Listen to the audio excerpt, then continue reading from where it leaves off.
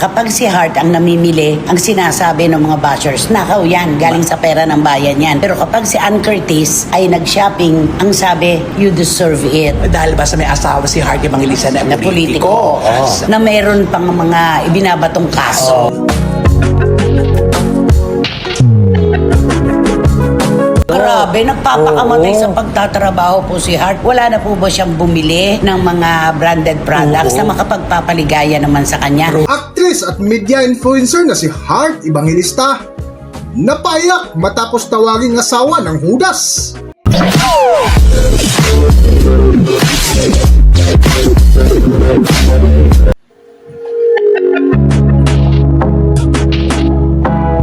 Welcome back to Philippine Celebrity Broadcast. Labis na napektuhan ngayon ng social media influencer at actress na si Hart Evangelista dahil sa kontrobersyang kinasangkutan ng kanyang asawang si Senador Francis Chis Escudero dahil sa kontrobersya ng flood control scandal. Sa latest vlog nga ng bitiranang kolumnista na si Christopher Min ay napag-usapan nila ang kapwa-actress na sina Ann Curtis at Hart Evangelista na ikinumpara kung mamili ng mga mamahaling gamit. Meron pa ring mga pinag-uusapan namang mga issue tungkol sa maraming personalidad. Umaagaw pa rin. Umaagaw pa rin. Nakakaagaw pa rin ang atensyon. Katulad na lamang po ni Ann Curtis at ni Hart Evangelista. Sa akin kasi unfair yun, na kapag si Hart ang namimili, ang sinasabi ng mga bashers, nakaw yan, galing sa pera ng bayan yan. Pero kapag si Ann Curtis ay nag-shopping, ang sabi, you deserve it. Diba? Alam mo, Yun. ang gagaling talaga ng mga Pilipino. Biliin mo, yung pinagdadaanan ni Ann Curtis ngayon, lipas na yan, tapos na yan kay Hart, yung mga ganyan-ganyan eh. Tapos ngayon pinagkukumpara pa sila dahil ba sa may asawa si Hart Evangelista na politiko.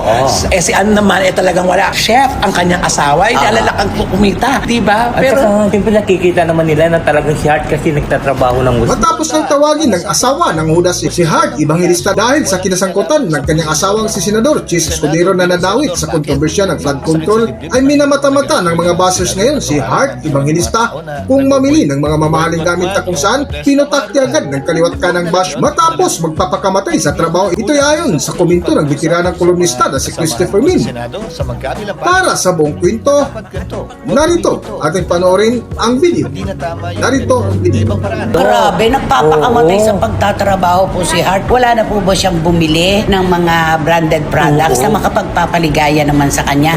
Sabi nga po natin, kapag sobra-sobra na ang ating trabaho, riregaluhan natin ang ating sarili. Tama. At si Hart ay ganon. Yes. Huwag naman po na kapag ka nag-shopping siya, sasabihin, nakaw yan, pera ng bayan yan, baka akin yan, baka buwis ko yan. Huwag po, nagpapakamatay po sa pagtatrabaho si Hart Evangelista mula pa noon hanggang ngayon. Tama. At yung pagkukumpara ho, huwag naman po tayo magkumpara kung kani-kanino. Kasi huwag natin pag-awayin yung mga taong walang kilalaman sa isa't isa. Hindi nga nila nararamdaman yung pagkukumpara na yan. Totoo.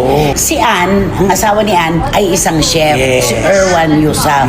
Tapos si Hart naman, politiko.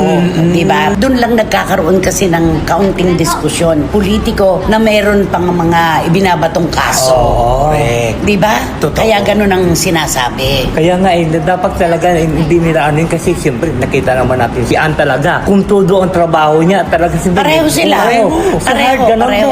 din. Pareho sila niliragluhan nila ang kanilang mga sarili. Kaya dapat wag natin sila ipag-aaway, kumparahin. Dapat paanin natin sila Ang sakit lang nung nagtatrabaho ka ng singkat at gusto mong paligayahin ang sarili mo, premyohan Yes. ng mga bagay na gusto mo, tapos ang sasabihin, nakaw yan, galing sa pera ng bayan yan. Napaka-unfair. Oo, kaya Hindi nga- po parehas yun. Kaya ngayon nakita mo si Hart, parang nangingimi tuloy siyang, alam mo yun, pag-post-posting ngayon naman kung ano. Parang kasi lahat may kapalit na bato na nakaw yan, mga ganyan-ganyan. Diyos ko, pangit. Kung ako naman kay Hart, alam ko naman sa sarili ko na pinagpapaguran ko yung binibili ko ng mga branded products. Bakit ako magpapa-apekto? Ay, para lang wala lang masilip. Alam mo na, hindi ba siyempre, gusto niya rin naman ng katahimikan. Kasi pagtanggol niya at hindi, ang dami pa rin May sasabihin. bashing pa rin. At saka di ba siyempre nung bata pa tayo, di ba? Pag sinasabi ako, pagka magtrabaho ako, makakita ko ng pera, ito yung gusto ko. Kasi nung bata tayo, hindi natin naranasan. Katulad niyang gusto-gusto natin ng bag. O nung una, wala tayong mga sapatos, di ba? Nakatsinelas ako pag ako'y kumita, pag ako'y magkaroon ng pera. Sapatos, Bibilin ko yung bibili gusto ako ng ko. gusto ko. Pero si Hart ay galing sa isang buena familia. oo, yun. Bata pa si Hart ay nagagawa na po niyang akuin yung mga bagay-bagay na gusto niya. At yun yun ay sa pamamagitan ng kanyang pagtatrabaho at payaman ng kanilang pamilya. Totoo. Yun naman yun. At si Ann naman, nagsikap naman din ito. Isa din yan. Ay, Grabe. masipag. Oo. Nag-concert na nga ito sa Araneta kahit pa ang boses niya alabarikutot. Oo, pero pasok, di ba? Kaya Tanggap dinumog siya. talaga siya ng tao. Oo. Kaya wag po natin pagkumparahin at wag po nating husgahan dahil hindi po natin alam ang kwento ng kanilang buhay. Tumba. Yung totoo. Tayo po ay nasa labas na nakikisilip lang po sa loob. Oo, tama na po yung makisilip na lang tayo. Huwag na tayo mag-opinion ng malala. Pwede mag-opinion, pero huwag naman malala. Huwag naman masakit. Oo. Wala na bang karapatan si Hart na ma-enjoy ang kanyang buhay na hindi Yes. sasabing nakaw Oo. ang kanyang ipinambibili? Can you please talk to Hart? Ika ko nga sa unang bahagi ng aking pahayag kahapon, hindi na to sustainable at tenable at hindi maaari magpatuloy ng ganito ang Senado. Kung tanong mo naman, kaninong panig akong ngayon? Ang panig ko mula't mula hanggang ngayon ay sa Senado. Ibig sabihin, hindi pwede manatiling ganon yung institusyong kinabilangan ko. Kung ang tanong mo ay, majority ka ba o minority? Magpapaka-technical ako ng konti.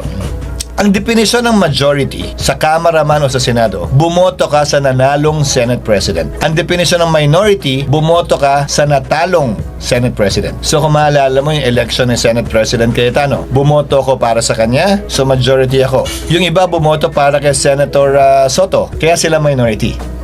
Ngayon, walang Senate President kasalukuyan ang Senado. So, acting lamang si Senator Win Gatchalian at Senate President Pro Tem lamang siya. Pero dagdag ko, hindi porkit majority ka, kakampi ka ng administrasyon. Hindi porkit minority ka, kakampi ka ng oposisyon. Hindi porkit majority ka, iisa lamang ang boto nyo. Bigyan ko kayo ng isang halimbawa. Nung Senate President ako, syempre kakampi ko ng mga nasa majority na bumoto sa akin. Nung in-archive ko yung impeachment ni VP Sara last year, yung boto hindi sumunod sa majority-minority. Tulad ng ibang mga kontrobersyal na botohan. Halimbawa, si Senator Risa yata, nung panahon yun, bumoto para labanan yung pag-archive. Si Senator Lacson nag-abstain. Si Senator Zubiri bumoto para i-archive yung impeachment. Magkakakampi sila sa minority, pero hindi pare-pareho ang boto nila. Ganon din ang mangyayaring botohan sa mga kontrobersyal na bill. Death penalty man, divorce man, SOGI bill man, abortion. So, hindi yan susunod sa mga linyang ganon. So, majority-minority, hindi ibig sabihin, tulad ng sinabi ko, isang boto o grupo kayo palagi sa lahat ng issue, sa lahat ng botohan. Mga damit ko kasi kailangan kong, instead of buying, I have so much clothes. Like this one, 200 mo na lang. 200. Ito, ang ganda po. Yeah. Ibenta ko ba siya? Shopping sa sariling gabi. Nakakainis. Pag yung susuot ko today. Isa, but let go. Let go na. And let God. Hindi ko nga Pero nagagamit. maganda siya. Hindi ko ito nagagamit. Sis. Wala tayong mararating in life kung masyado tayong sentimental. May tao bang darating? May darating naman siguro. May dadating kaya? May dadating? Tingin mo? Kinakabahan ako. Hanggang dito na ang unang ating video at kung nagustuhan nyo, huwag kalimutan mag-subscribe at pindutin nyo na rin ang notification bell para ma-notify kayo sa ating susunod na video. Maraming salamat!